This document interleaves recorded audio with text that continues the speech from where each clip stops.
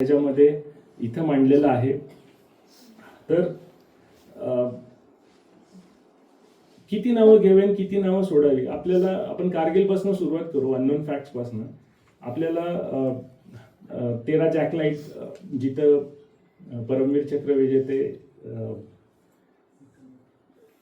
विक्रम बत्रा यांनी तो डिफेंड केला. त्याच बॅटलमध्ये अजून 2 परमवीर चक्र होते, फक्त पलीकडच्या बाजूला होते. पण हे कोणच सांगत नाही की 17 मराठा तिथे स्टँड बाय वरती होती. त्यांच्या सपोर्ट शिवाय 13 जॅकलाइट गेलीच नसती.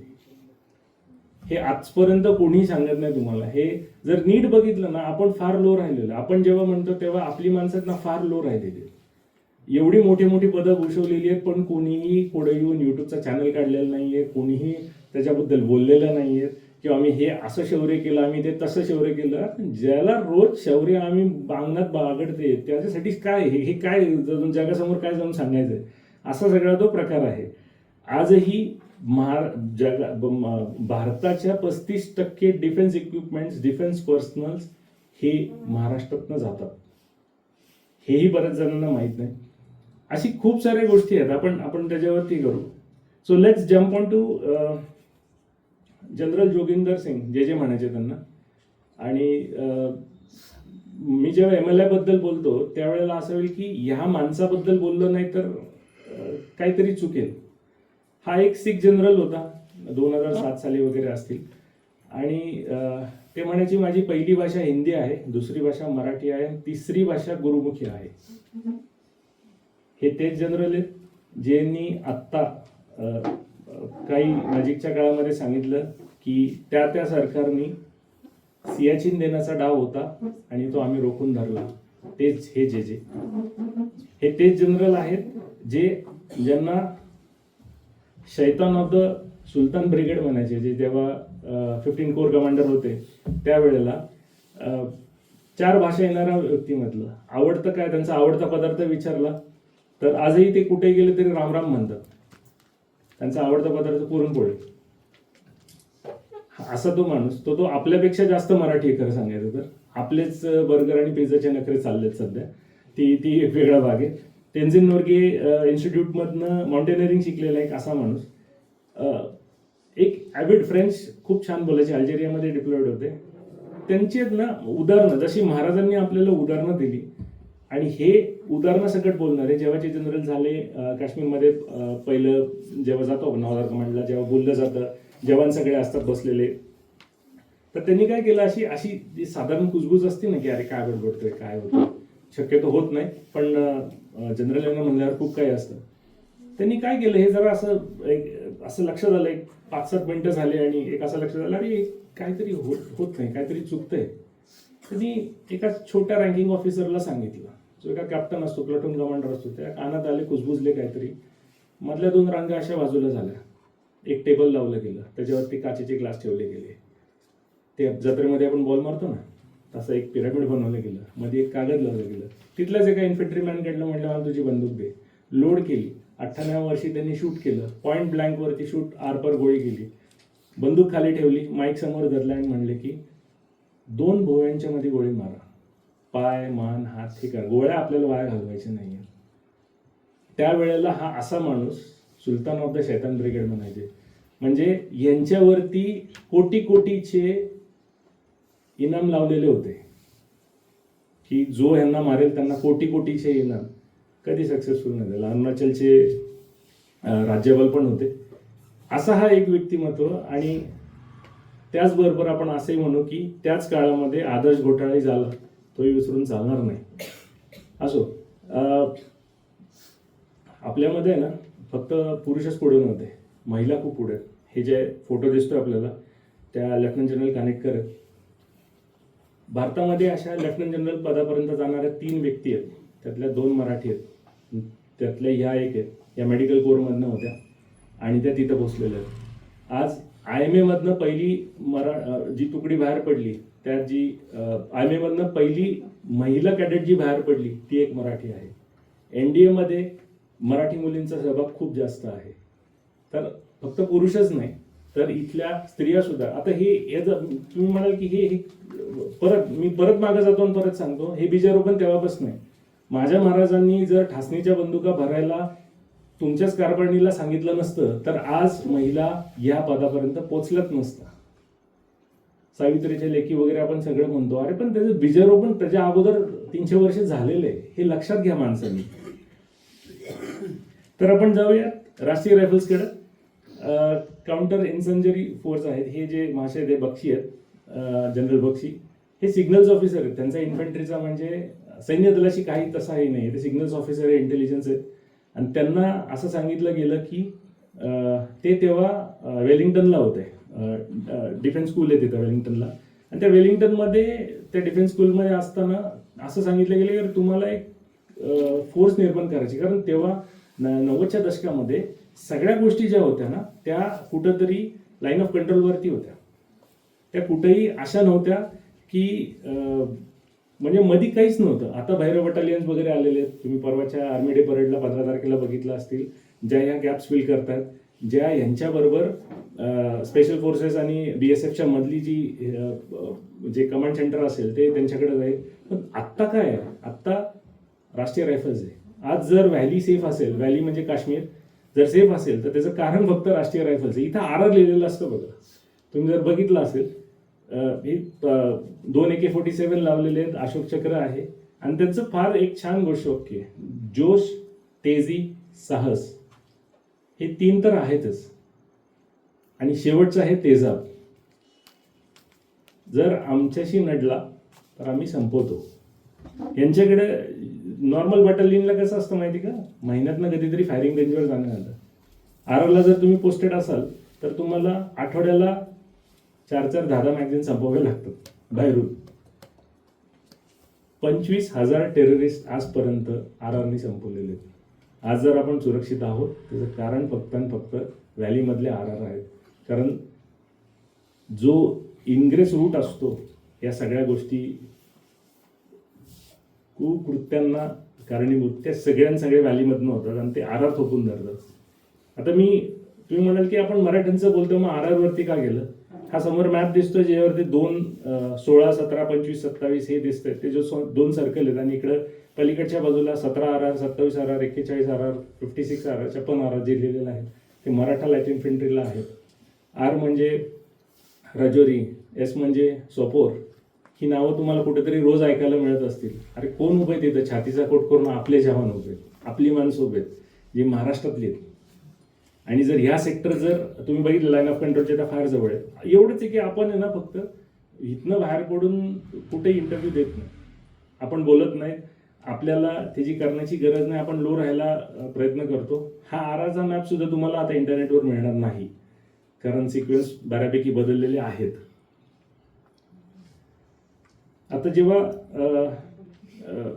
शौर्याचं येतं तर शौर्य गाथांबद्दल आपण बोललेलो आहे.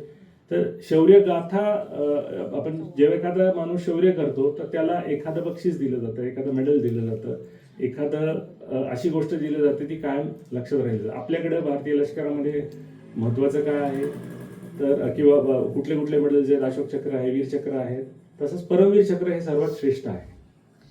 आता तुम्ही म्हणाल की हे का इथं मांडलेलं आहे?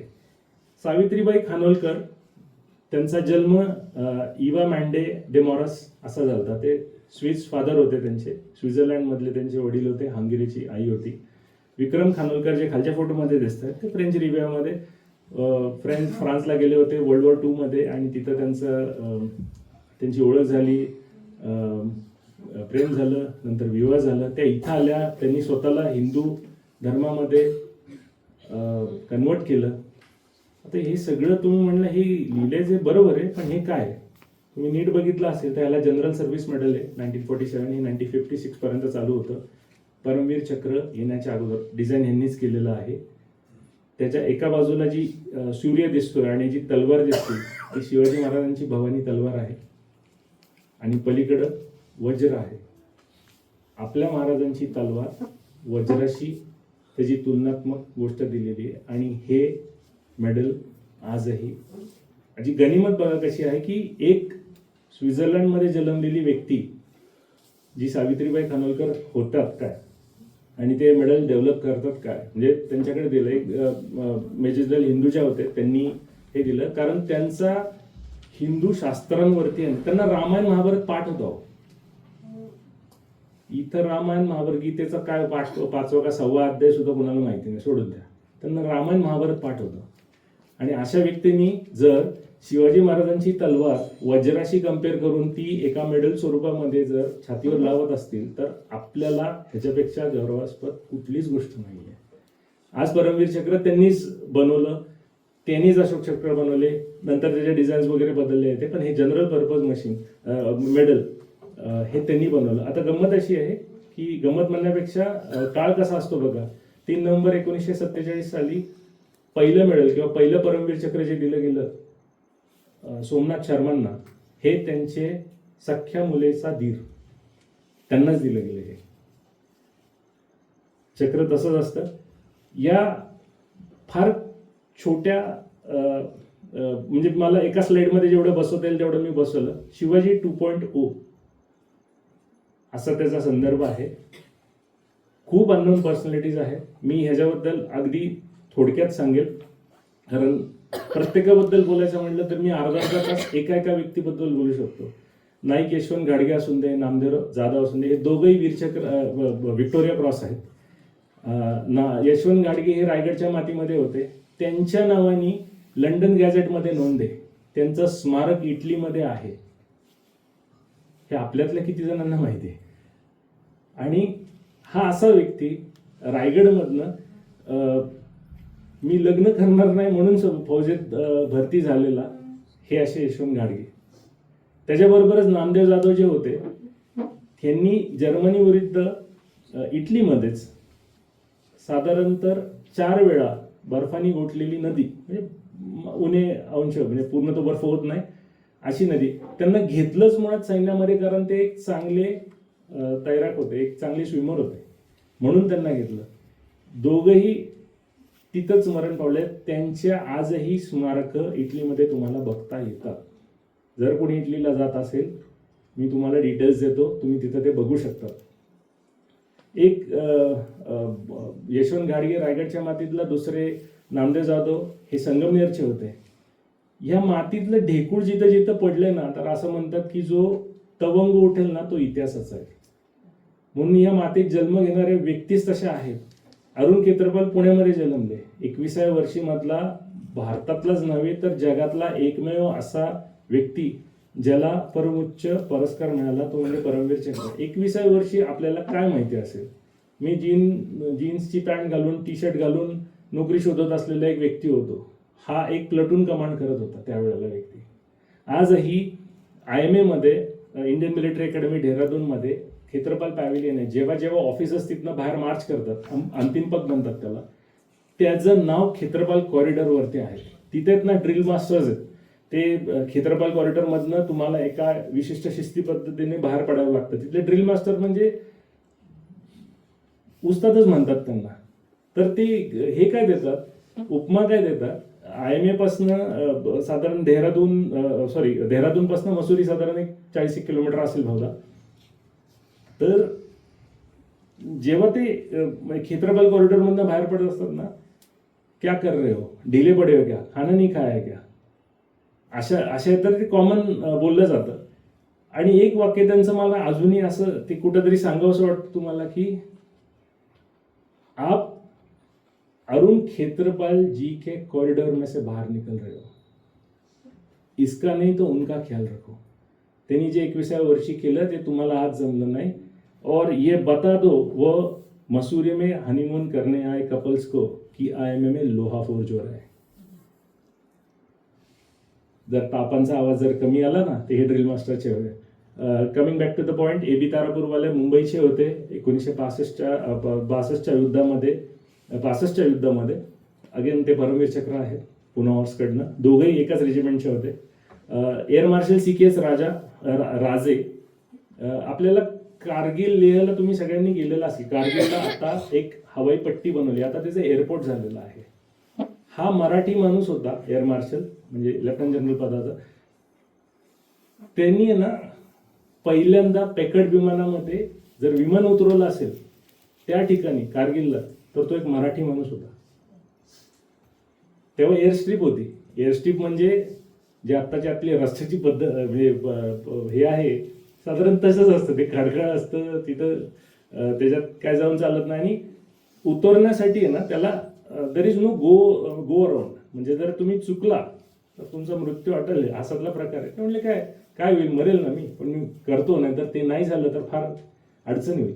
त्याच्याच पलीकडे एअर मार्शल चाफेकर आहेत, दौलत बेग ओल्डी म्हणून. गलवान आपण सगळ्यांनी ऐकलेलं आहे, गलवानच्या वरती दौलत बेग ओल्डी आहे, डीबीओ म्हणतात त्याला. जगातील सर्वात उंचावरची अशी ती एअरफील्ड आहे. आता ते एअरपोर्ट होईल. IL-71 वगैरे गजराज तिथं उतरवले जातात. चायनापासून अगदी 15-16 मैलाच्या अंतरावरती ते आहे. ते फार इम्पॉर्टंट आहे आपल्यासाठी. तिथंही पहिल्यांदा जर कोणी उतरवलं असेल एक एअरक्राफ्ट, एक विमान, तर तो एक मराठी माणूस होता. विंग कमांडर दीपक साठे यांचे एअरफोर्समध्ये त्यांना साठी म्हणलं जायचं. एक कोविडच्या काळामध्ये मेंगलोरला येणारं एक आखाती देशातनं विमान होतं. यांच्या सतर्कतेमुळं बहुधा 90% माणसं वाचली. तरी त्यांचा स्वतःचा मृत्यू झाला, पण 90% माणसं. परत एक मराठी माणूस होता, ॲडमिरल सदाशिव पवार, कारवार. ते रिटायर झाले आता, पण हे पवार आपले सातारा जिल्ह्यातले. आणि ते कारवार हा असा बेस आहे ना, म्हणजे महाराजांनी सुद्धा बसवरची स्वारी केली, कारवार झाला. तर कारवारचं फार महत्व आहे. कधी तुम्ही जर कारवारला, तिथं 3 किल्ले, त्या नौदलच्या त्या बेसमध्येच 3 किल्ले आहेत. आणि सुदैवाने ते बघायला मिळाले, ती एक वेगळी कधीतरी नंतर सांगेल. पण सदाशिव पवार साहेब तिथले नौदल, जे वेस्टर्न फ्लॅग कमांडच्या नंतर खालची जो आहेत ना, इथं भारताच्या 3ही विमानवाहू नौका, दोन्ही, आता 3 होत्या पूर्वी, आता 2 विमानवाहू नौका इथं डॉक असतात. तुम्ही विचार करा, 50,000 माणसांचं सारथ्य करणारा एक मराठी माणूस तिथं उभा आहे. मेजर राघोबा राणे कारवारचे होते, त्यांनाही परमवीर चक्र आहे. जनरल नरवणेबद्दल मी किती बोलू आणि किती नाही. अत्यंत हुशार असा व्यक्तिमत्व, हुशार असे. सिख लाईट इन्फंट्रीतले, असं नाही की ते मराठा लाईट इन्फंट्रीमध्ये झालं, सिख लाईट इन्फंट्रीतनं सेकंड सिख मधले ते होते. त्यांचं मूळ गाव सातारा जिल्ह्यातलंच नरवणे आहे. वाडले पुण्यामध्ये ते डिफरंट केस आहे. Lieutenant general SSP Thorat. माझ्या वडिलांच्या काळामध्ये असं म्हणतात की जर एखाद्याला प्रेरणा मिळाली सैन्यात भरती करायची तर SSP थोरात होते. मूळचे कोल्हापूरचे ते. हे general of the chief of army staff, ज्याला COS म्हणतात, झाले असते. राजकारण थोडं वेगळं असतं. 59 साली यांनी KK मेननला सांगितलं होतं, कृष्णा मेननला, जे आपले डिफेन्स मिनिस्टर होते, की चायना काहीतरी मोठं करतो, कारण ते ईस्टर्न कमांडर होते. आणि चायना काहीतरी मोठं करतंय आणि आपल्याला त्याच्यावरती काहीतरी हालचाल केली पाहिजे. ते झालं नाही, ब्युरोक्रसीमध्ये गेलं. मुळात नेहरूंना लष्करच बनवायचं नव्हतं. आपण कशाला लष्कर बनवायचं अशी म्हणणारी माणसं होती. 303 रायफल NCC मध्ये कोणी काम केलं असेल तर बघितलं असेल. एकतर ते बॅरल वाकडं असतं, नेम बसत नाही, जॅम होती, रिबाउंड एवढा स्ट्रॉंग असतो. आणि त्यांच्याकडे ऑलरेडी सबमशीन्स आलेल्या होत्या. ते फार विचित्र होतं. हे अशी SSP थोरात, ज्यांनी ते सांगितलं, ज्यांनी नोकरीचा डाव लावला म्हणा, ह्यांच्यामुळं खडकवासल्यामध्ये आज NDA आहे. कारण राज्य सरकार तेव्हाचे महाराष्ट्राचे मुख्यमंत्री आणि बॉम्बे प्रेसिडेन्सी होती तेव्हा 7च्या अगोदर, की आम्हाला इथे हे करायचंय, पैसे कोण देणार? महाराष्ट्र सरकारने त्याच्यामध्ये पैसे घाललं. SSP Thorat was a person, त्याच्यामुळं आज NDA पुण्यामध्ये आहे, नाही तर ते बाहेर गेलं असतं. हे तितकंच खरं आहे. दुसरी गोष्ट, यांच्या एका कमांडमध्ये मी एक गोष्ट आठवली मला यांच्यावरनं, की एक पंजाबमध्ये एक घटना झाली, साधारणतः 60च्या आसपासची घटना असेल. एक नववधू, सेकंड जाट, 5 जाटचे रेजिमेंटचे काही ऑफिसर्स पिक्चरला गेलते का रेल्वे स्टेशनवर गेलते, आणि तिथं त्या ऑफिसरच्या जी बायको आहे त्यांचा विनयभंग झाला. त्यांनी काय नाही केलं, त्यांनी बाहेर आलं, बटालियन कमांडरला फोन केला, असं असं झालेलं आहे. ते 4 शक्तिमान भरून माणसं आली, जो येईल त्याला चोपलं. आणि हे आपल्या नगरमध्ये पण होतं, फार कॉमन गोष्ट आहे. कारण जर तुम्ही बघितलं तर नगरमध्ये भिंगरला जायला रिक्षावाले येत नाहीत, कारण तो विषय वेगळा आहे काहीतरी. आणि हे असं झालं, बाब नेहरूंपर्यंत गेली. नेहरू जो ज्या मुलांनी केलं तो पंजाब सिंह किरण म्हणून होते, प्रकाश किरण, त्यांचा मुलगा होता. चोप झाला, सगळं झाला. त्याच्या अगोदर ह्या थोरात साहेबांना त्या माणसाने एक फोन लावला होता की साहेब असं असं झालं, मी काय करू. ते म्हणले तू बटालियन कमांडरशी बोल, मी थिमय्या सरांशी बोलतो. थिमय्या तेव्हा जनरल होते, थिमय्यांचे ज्युनियर होते. आणि विषय असा झाला की नेहरूंपर्यंत गेलं. थिमय्यांनी म्हणले की हा माझा राजीनामा, जर मी माझ्याच ऑफिसरच्या आया बहिणींचं रक्षण करू शकत नाही तर भारताचं काय रक्षण करणार आहे. हे तोंडावरती हे माणसं, हे असं काहीतरी व्यक्तिमत्व होतं वेगळं. कर्नल संतोष माडिक यांच्याबद्दल मी काय बोलू. परत 21 पॅरा, एक खूप लवकर कर्नल झालेले, 41-42 वर्षी कर्नल होत नाही माणूस, आणि फ्रंट लीड करून छातीवरती गोळ्या घेऊन वीरमरण आलेला एक माणूस. आपल्या बोगरवाडीचे होते, दूध घालायचे, तेच करत करत सैनिक स्कूलला गेले. अत्यंत अथलेटिक असा माणूस. पण ते तिथं थांबलं नाही. मी मगाशी तुम्हाला म्हणलं ना की आपल्या महिला सुद्धा कमी नाहीये. पती गेलाय, सगळं गेलं, पेन्शन मिळते, आरामशीर राहिलं असतं. लेफ्टनंट स्वाती माडिक जे आता कॅप्टन झालेले आहेत, त्यांनी सरकारला पत्र लिहिलं आणि असं सांगितलं की माझी फक्त एजची जी अट असते ना, वयाची जी अट असते ना, ती फक्त शिथिल करा. OTM मधनं ट्रेनिंग घेतलं, कॅप्टन झाल्या आणि आज त्या सिग्नल्समध्ये रुजू आहेत. आपल्या माणसांना आहे ना आपल्याच माणसांची किंमत नाही. एअर चीफ अनिल टिपनेस मुशर्रफ जेव्हा भारतामध्ये आलेले होते त्यांनी सॅल्यूट नाही केलं. प्रोटोकॉल प्रमाणे जर तुम्ही असं जर केलं तर तुम्हाला डिसमिस केलं जाईल. जा, गेली तर गेली नोकरी, काय फरक नाही. मी सॅल्यूट नाही करणार. ज्यांनी कारगिल घडून आणले, ज्याच्यामध्ये 527 जणांना वीरमरण आलं आणि कितीतरी लॉसेस झाले, अशा माणसाला मी सॅल्यूट करणार नाही. काय प्रॉब्लेम नाही. पुढे जर सरकलं तर जनरल आसिफ मिस्त्री गुजराती आहेत. आपल्याकडे गुजराती माणूस शक्यतो फौजेमध्ये नसतो, हे अपवाद असावा. ह्यांचा मुलगाही मेजर आहे. यांनी एक दत्तक घेतलेला मुलगा, तोही 9th मराठाला आहे आणि एक 11 मराठाला. जसं 9th मराठा आणि हे आहेत, जनरल जे सिंगची बटालियन 9th मराठा होती. त्यांनी एक काश्मीरी मुलगा दत्तक घेतला होता. मी तेच सांगायचं मगाशी राहिलो.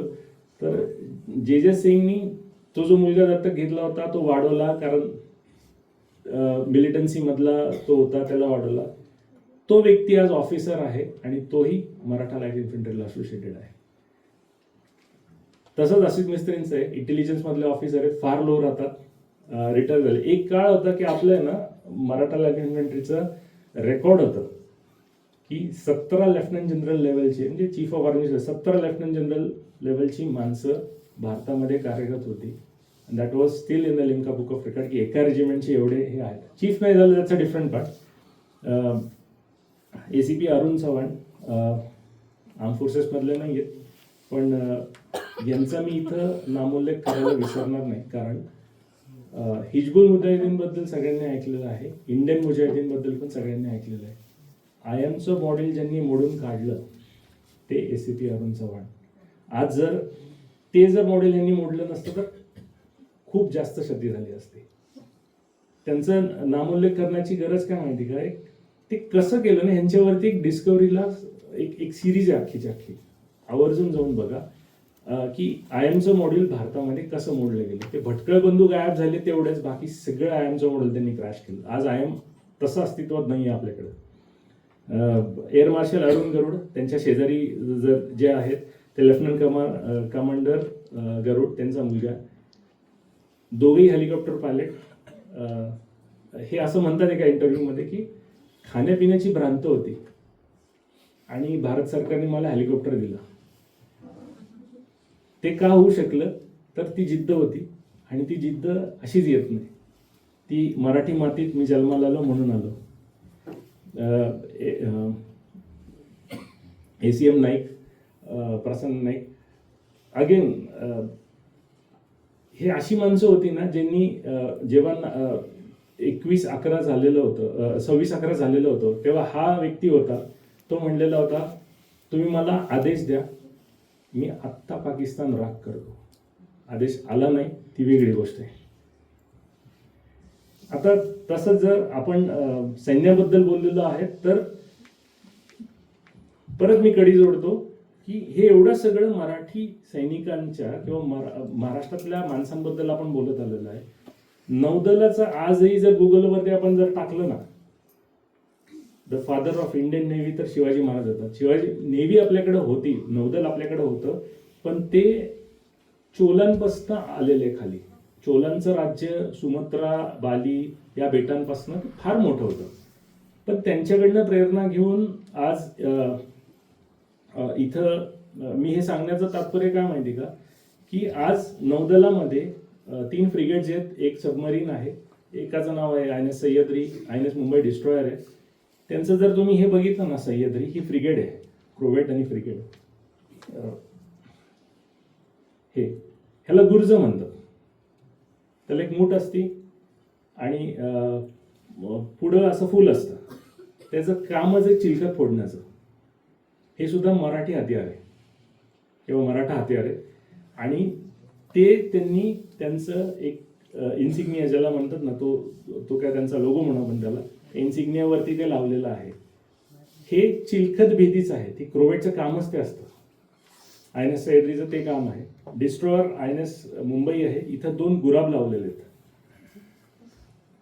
इथं 2 गुराब लावलेले आहेत. आणि हे जे दरवाजा आहे तो इथला आहे, ह्याला फोर्ट बॉम्बेचा आहे. हे जे टिपिकल पोर्तुगीज फोर्ट जो असतो ना त्याचा आहे. पण हे आपल्यासाठी फार अभिमानाची गोष्ट आहे की मुंबई, सह्याद्री, खांदेरी, अजून S21 येईल, S23 येईल, खांदेरी, तर याच्या नावावरती, कारण उंदेरी म्हणून एक सबमरीन येणार आहे आणि त्या ह्याला INS अंग्रेज म्हटलं जातं आजही.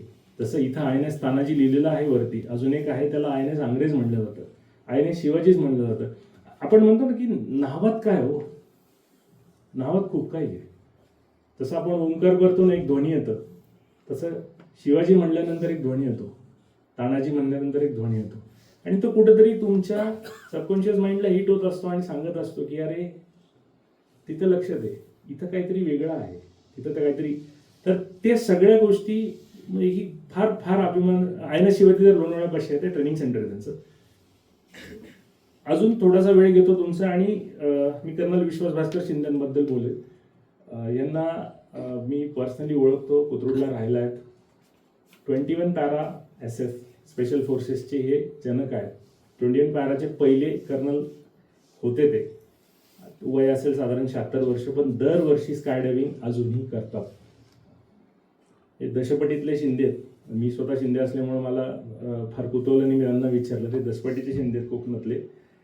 आणि एक राजा माणूस ज्याला म्हणतो ना आपण त्याला, त्यांना असं सहज विचारलं ना, मला मिशन्सबद्दल सांगा किंवा SPO होते इंदिरा गांधींसाठी वगैरे काय, ते म्हणतात आपल्याला ना सांगायची गरज नाही लागली पाहिजे.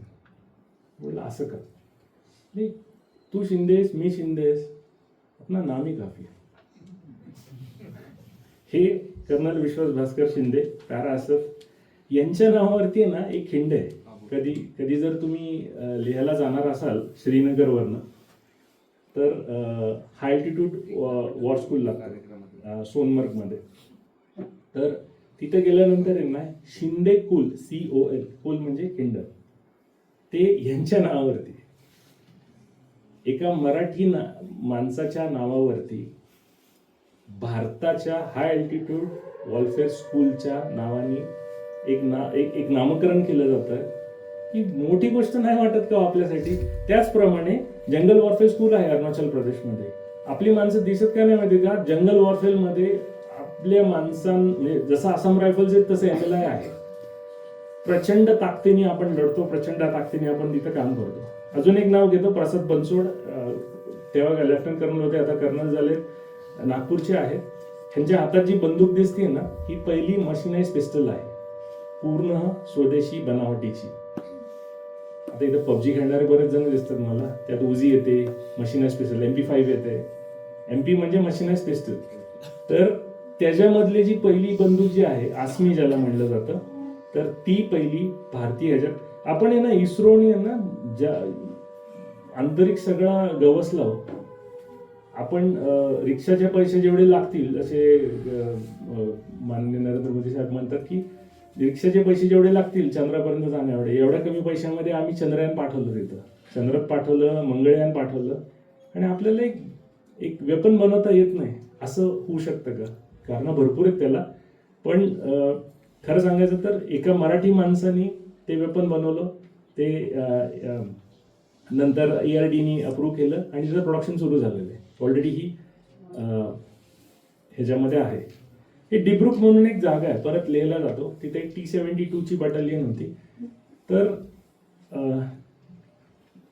मी जेव्हा लेहला गेलतो तेव्हाची गोष्ट सांगतो, म्हणजे आपल्यापैकी किती जण लेहला गेलेत माहीत नाही, पण लेहवरनं जेव्हा आपण पँगॉंगला जातो, डिब्रुक लागतं, तिथं T-72ची हे म्हणजे आता लाईट टँक्स तिथे गेलेले, पण तेव्हा T-72 होतं. इथं उणे जेव्हा तापमान असतं त्यावेळेला इथली जी हे आहेत म्हणजे ते टँकचं जे इंजिन आहे, मेंटेनन्स आहेत, तिथं सगळी जी जी माणसं आहेत ना, आता हे टँक बनतात कुठं? खडकीमध्ये सगळ्या गोष्टी होतात, आवडी चेन्नईमध्ये असेंब्ली होती. परत मराठी कनेक्शन तिथं येतं. तिथं जे मेंटेनन्सला माणसं जातात, एक आमचे मित्र आहेत श्रीहरी तापकीर म्हणून, एव्हरेस्टवीर, ते आर्मामेंट फॅक्टरीला आहेत.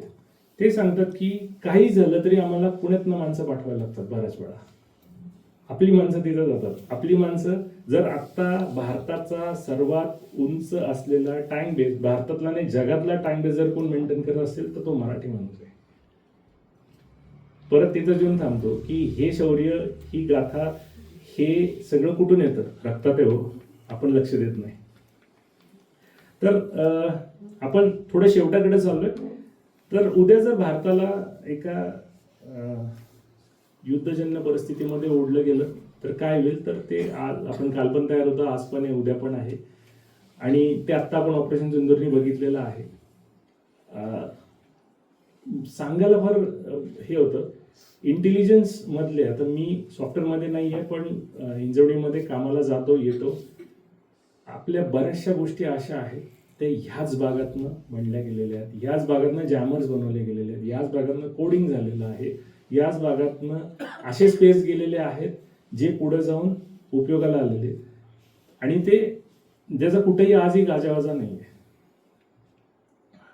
तर आपल्याला ना खरं सांगायचं तर जेव्हा आपण असं विचारलं जाते की आपण खरंच सक्षम आहोत का? आपल्याला जर 2.5 फ्रंट वॉर जर ओपन झाला, म्हणजे इकडनं चायनाने हल्ला केला, इकडनं पाकिस्तानाला, अजून कोणी काय आलं तर आपण निभावू शकतो का?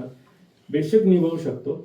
1990 सालापासून आपण आपली सैन्य हे कॉम्बॅक्टमध्ये आहे.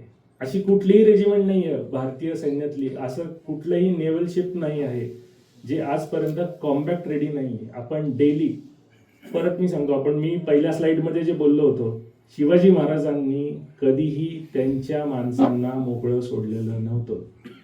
युद्ध उद्या होऊन दे, परवा होऊन दे, त्यांचं एकच वाक्य असेल, आज मुकाबला होगा. आणि तेच तत्व इथं वापरलेलं आहे. आपण बॅटल हार्डन्ड आहोत. आपला प्रत्येक सैनिक बॅटल हार्डन्ड आहे. काही सैनिक तर असे आहेत ज्यांना फक्त 2 आरआरचे टेन्युअर अलाउड असतात, 4 करून आलेले नाही, आता तिथं बॅटलमध्ये आम्ही तिथंच बरे आहोत असे म्हणणारे पण कितीतरी जण आहेत. आपण 350 वर्ष समुद्रावर राज्य केलेलं आहे. आजही कान्होजी आंग्र्यांच्या नावाने शिव्या लंडन गॅझेटमध्ये खूप लिहिलेल्या आहेत, कारण दर्यावरचा शिवाजी म्हणलं जायचं. नोंदणी अशा आहेत.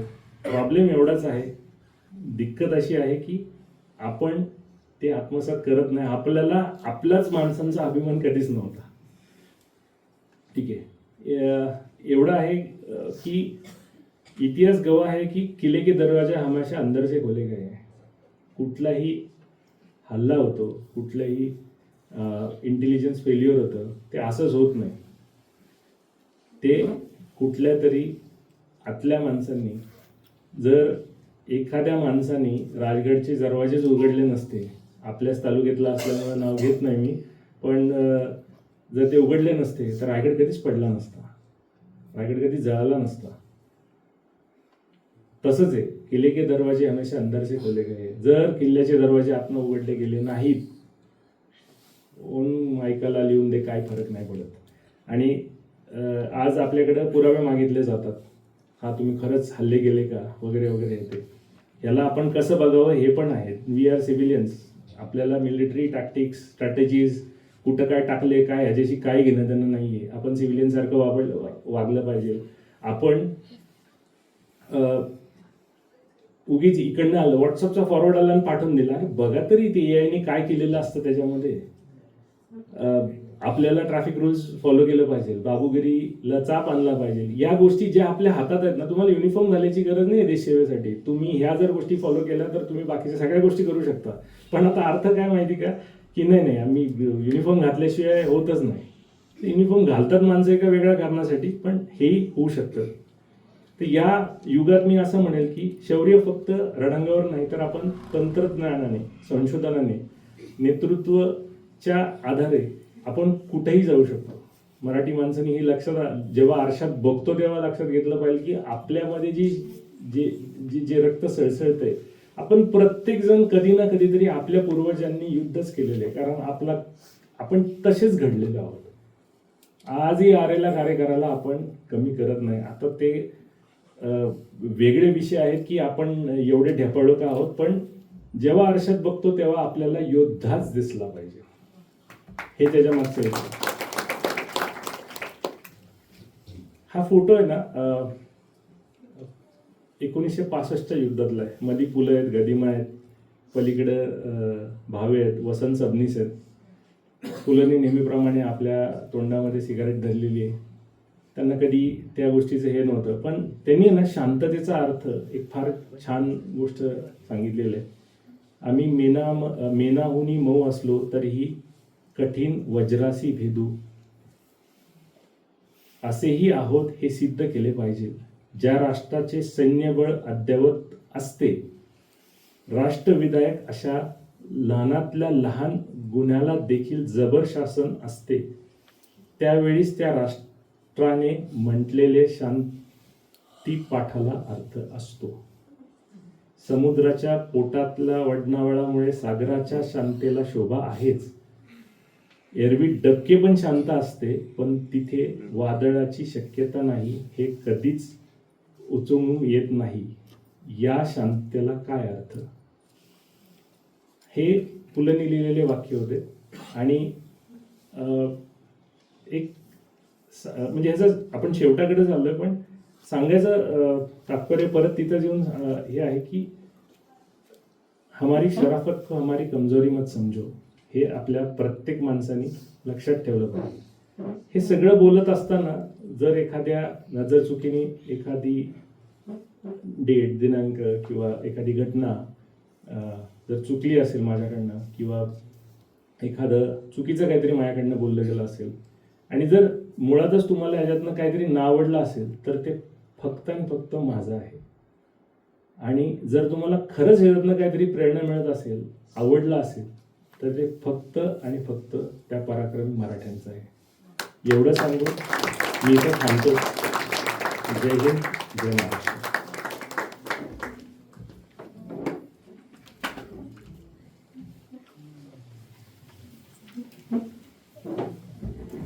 धन्यवाद सर.